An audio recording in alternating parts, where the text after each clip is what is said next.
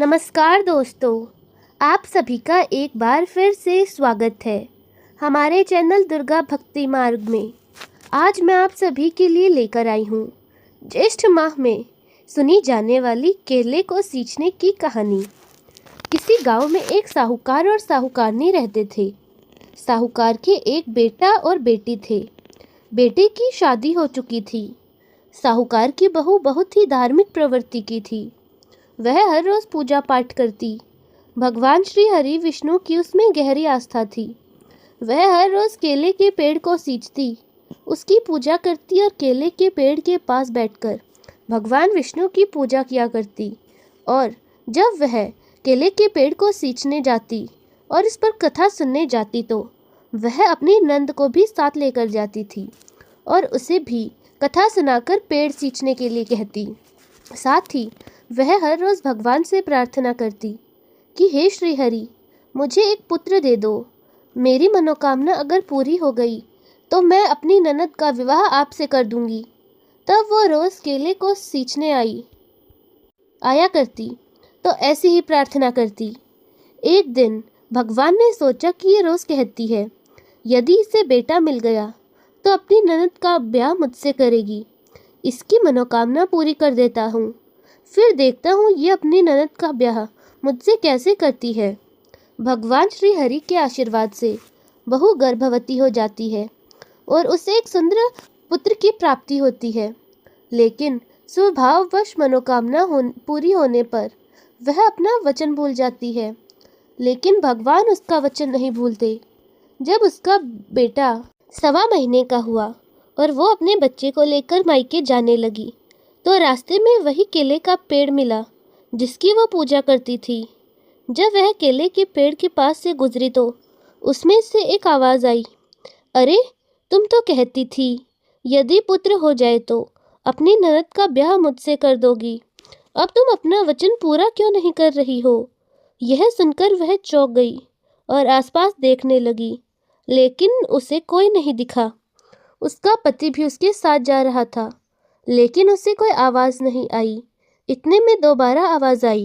वो दोबारा आसपास देखने लगी। तभी उसकी नज़र केले के पेड़ पर पड़ी जो ज़ोर ज़ोर से हिल रहा था। उसे लगा कि आवाज़ केले के पेड़ से आ रही है। वह बहुत डर गई और उसे अपनी सारी बात याद आई। अब वो बच्चे को लेकर जल्दी जल्दी वहाँ से चली गई। अपने मायके में वो घबराई हुई सी रहती। उसके माता पिता उससे पूछने लगे कि तुम ऐसी क्यों रहती हो, तुम्हें क्या परेशानी है। लेकिन उसने किसी को भी कुछ नहीं बताया। जब वो अपने ससुराल वापस आने लगी तो दूसरे रास्ते से होकर आई। ससुराल पहुंचकर भी वो परेशान रहती थी। सास ससुर और पति भी पूछने लगे कि क्या बात हो गई।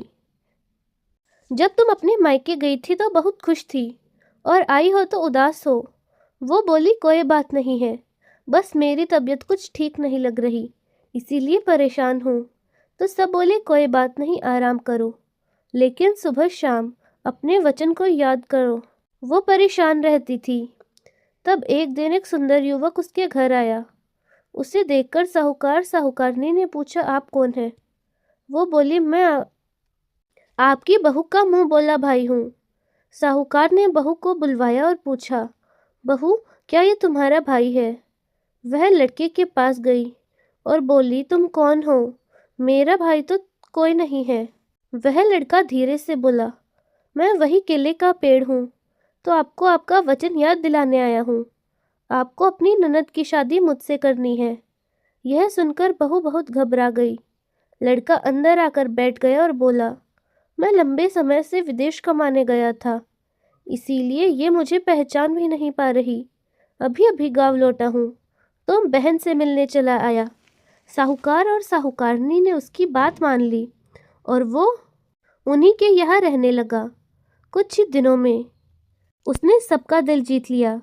साहूकार सोचने लगा, क्यों ना मैं अपनी बेटी की शादी इससे करा दूं। जब यह बात बहू को पता चली तो वह बहुत खुश हुई और मन ही मन सोचने लगी, अब तो मेरी परेशानी खत्म हो जाएगी। ननद का ब्याह मुझे इससे करना था और वो हो रहा है।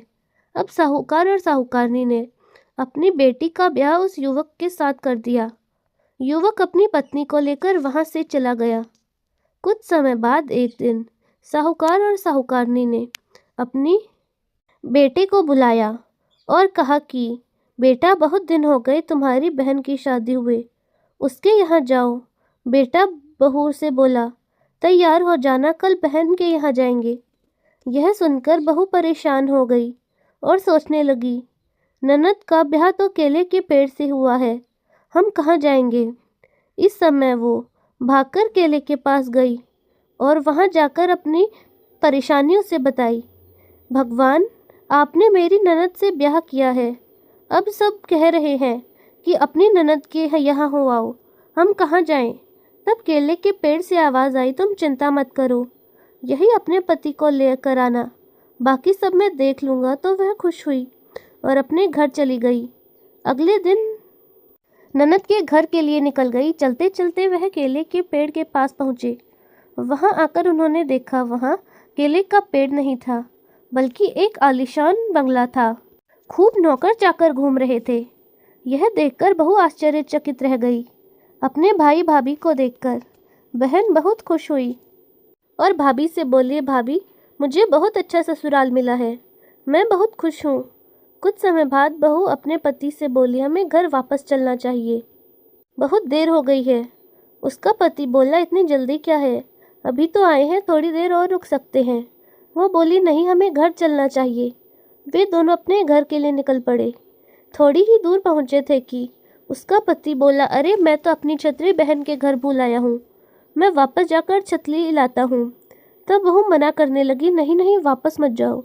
वह बोला, क्यों ना जाऊँ, मेरी छतरी रह गई, तुम्हारी बहन का ससुराल है, बार बार जाओगे तो वो क्या सोचेंगे, एक छतरी के लिए वापस आया है। बहू अपने पति को समझाते हुए बोली और बोली कि जाने दो, हम दूसरी ले लेंगे। लेकिन उसका पति नहीं माना। वो वापस उस स्थान पर पहुंचा तो देखा बहन के महल की जगह एक केले का पेड़ है और उस पर उसकी छतरी टंगी थी। यह देखकर भाई को बहुत आश्चर्य हुआ। वो अपनी पत्नी से बोला, तुम्हारे भाई का घर कहाँ गया, अभी तो यहीं था, सच बताओ, ये तुम्हारा भाई कौन है और तुमने मेरी बहन की शादी किससे करवाई है। तब बहू बोली, घर चलो, सब बताती हूँ।